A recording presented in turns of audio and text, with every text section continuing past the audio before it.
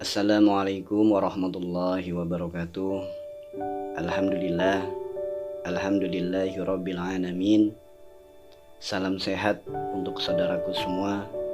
Semoga Allah senantiasa limpahkan nikmat sehatnya untuk kita. Tentu yang kita harapkan adalah sehat zahiran wa batinan.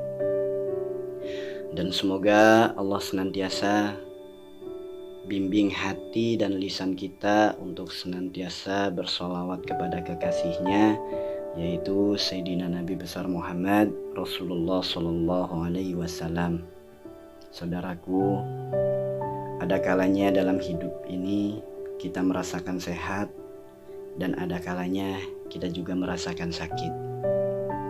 Saya doakan semoga teman-teman semua yang saat ini dalam keadaan sakit, semoga Allah kuatkan kesabarannya.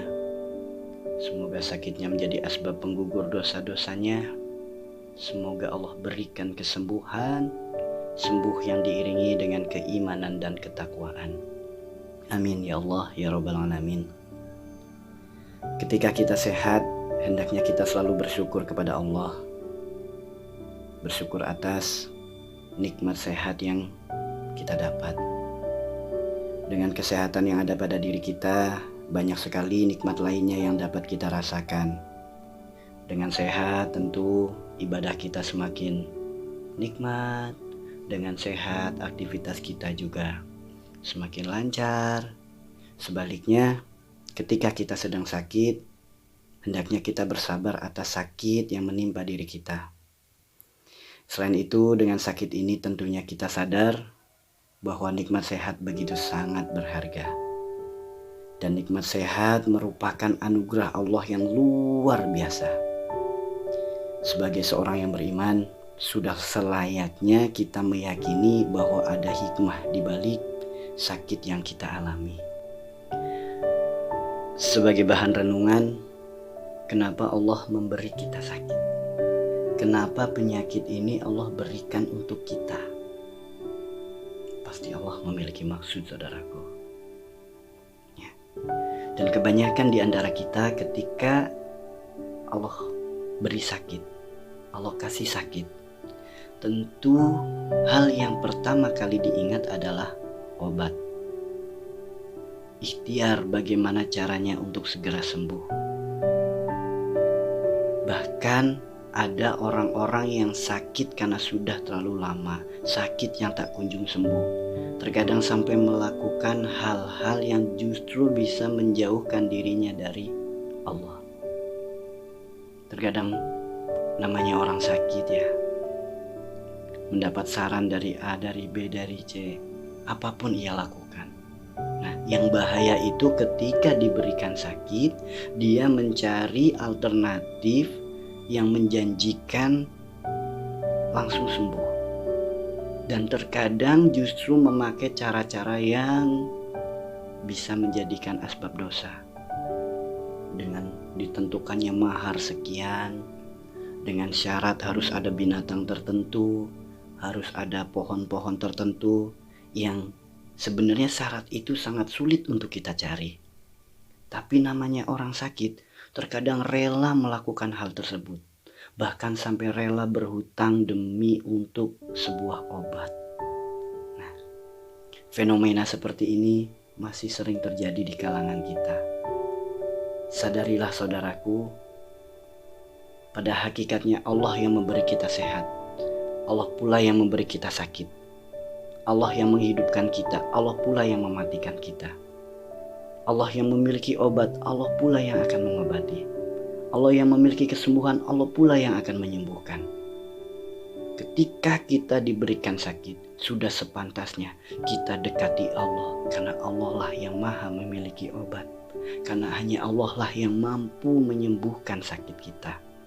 Jangan kita sibuk dengan ikhtiar kita, tapi kita lupa bagaimana cara kita mendekat kepada Allah.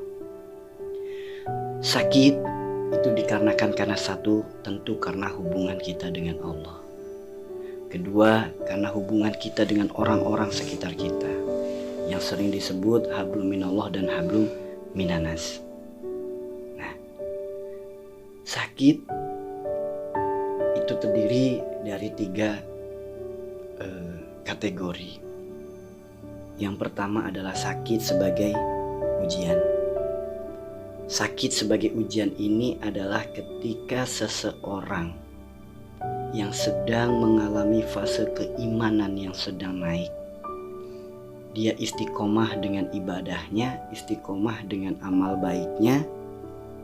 Kemudian Allah berikan sakit. Orang yang sakit akan diuji keimanan dan kesabarannya. Jika lulus ujian, ia akan ditempatkan pada derajat tinggi di sisi Allah. Nah, orang yang sedang dalam keadaan fase seperti ini, ibadahnya lagi nikmat-nikmatnya, lagi semangat-semangatnya, senantiasa istiqomah dengan kebaikan-kebaikan, kemudian dikasih sakit. Nah, sakit inilah yang disebut sebagai ujian. Tentu untuk orang-orang yang beriman dan bertakwa. Ada juga sakit yang sebagai bentuk teguran atau musibah. Sakit ini menimpa kepada orang-orang yang beriman. Dia melakukan ibadah, dia melakukan amal-amal soleh, dia melakukan kebaikan-kebaikan. Namun terkadang masih sering melakukan kesalahan, masih sering melakukan dosa-dosa, baik dosa pandangannya, dosa pendengarannya, dosa lisannya, dosa perbuatan tangannya, dosa keserakahan perutnya, dosa kemaluannya. Sakit yang menimpa dengan orang-orang yang seperti ini adalah sakit sebagai ujian. Ia beriman, ia bertakwa, namun masih sering melakukan kesalahan-kesalahan. Maka Allah tegur ia, supaya ia kembali ingat, supaya ia segera beristighfar, supaya ia meninggalkan segala hal-hal yang tidak baik. Maka bersyukurlah, ternyata Allah masih sayang kepada kita. Maka bersyukurlah, Allah masih memberi sakit untuk kita. Sakit seperti inilah yang insya Allah sebagai asbab penggugur dosa-dosa kita, ampunan dari setiap kesalahan-kesalahan kita. Nah, terus bagaimana sakit yang masuk dalam kategori azab? Sakit yang masuk dalam kategori azab ini adalah menimpa kepada orang-orang yang satu, hubungannya dengan Allah sangatlah jauh. Perkara ibadah tidak pernah dilakukan, kebaikan-kebaikan tidak pernah dilakukan, bahkan dalam hidupnya sering melakukan hal-hal yang justru menjadi murkanya Allah, baik dengan kemusyrikan, kemaksiatan, atau hal-hal dosa-dosa besar lainnya.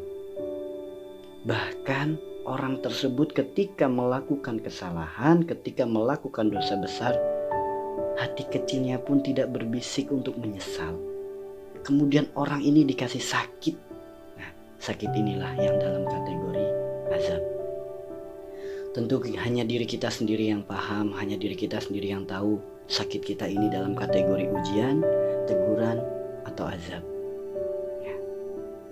Maka sudah sepantasnya, mari sama-sama kita perbaiki hubungan kita dengan Allah. Kita koreksi diri kita. Kita mohon ampunan kepada Allah. Kita mohon agar Allah senantiasa ampuni dosa-dosa kita. Karena dengan permohonan ampunan inilah, insya Allah, Allah akan mengangkat penyakit-penyakit kita. Dan jadikan sakit kita ini adalah zikrullah. Kenapa? Begitu nikmatnya ketika dalam keadaan sakit kita bermunajat kepada Allah. Allah memberi kesempatan kepada kita untuk banyak istirahat, itu bukan dipakai untuk hal-hal yang tidak baik. Tapi ketika Allah berikan sakit, banyak waktu kita untuk istirahat. Waktu istirahat itulah jadikan sebaik-baik waktu untuk kita berzikir kepada Allah. Untuk kita senantiasa beristighfar kepada Allah. Jangan pernah tinggalkan kesempatan ini, karena kesempatan ini hanya dimiliki oleh orang-orang yang beruntung, oleh orang-orang yang senantiasa kelak akan diangkat derajatnya di sisi Allah. Maka mari saudaraku, saya terus mengingatkan, mengajak mengajak kepada semua teman-teman yang saat ini sedang dalam keadaan sakit, jangan patah semangat. Allah Maha Baik, Allah Maha memberi pertolongan. Kepada siapa? Kepada hamba-hambanya yang mendekat, kepada hamba-hambanya yang mengakui setiap kesalahan, setiap perbuatan yang ia lakukan. Maka mari jangan tunda lagi, segeralah mohon ampun kepada Allah. Semoga video kali ini bermanfaat. Jika video ini bermanfaat, silakan sebarkan ke saudara-saudara kita yang lain. Semoga banyak yang tercerahkan. Sekian, wabillahi taufiq wal hidayah. Wassalamualaikum warahmatullahi wabarakatuh.